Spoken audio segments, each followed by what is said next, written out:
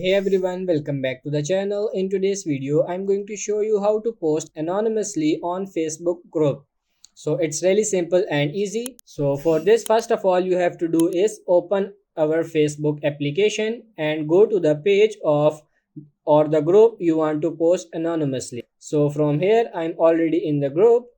So before you post, as you can see here, there is a big anonymous post button. You simply want to click on that, but take note that admins, moderators and Facebook systems can see your name and profile photo. And also details you include in an anonymous post could reveal your identity. So to protect your privacy, we turn off some options. So here you want to create anonymous post. So after that, you can just go type anything you want. You can even add images, check in or JFs, emojis and click submit.